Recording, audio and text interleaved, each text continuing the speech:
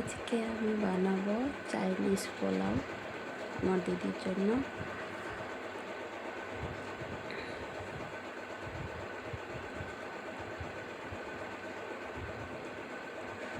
প্রথমে কড়াইতে তেল দিলাম,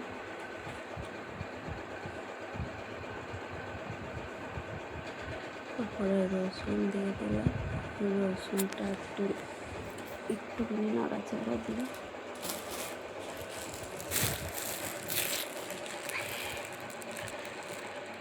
পেঁয়াজ দিয়ে দিলাম।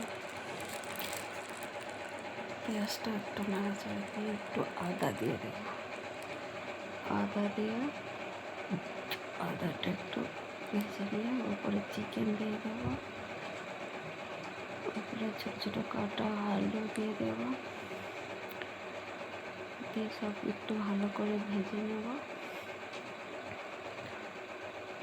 একটু ভালো করে ভাজা হয়ে গেলে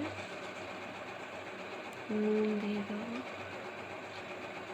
টমেটো দিয়ে দেবো, দিয়ে একটু ভালো করে ভেজে নেব যে একটু সব সেদ্ধ হয়ে যাবে। আগে থেকে বানানো ভাত, বাঁধাকপি, ক্যাপসিকাম, পেঁয়াজ পাতা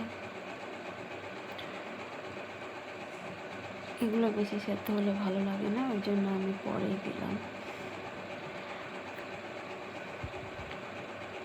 তারপরে একটু নাড়াচাড়া দিয়ে নেব।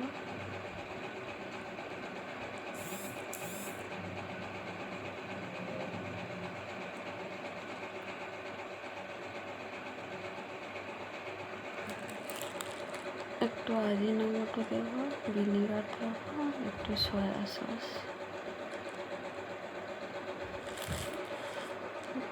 দিলে ব্যাস রেডি আমাদের চাইনিজ পোলাও।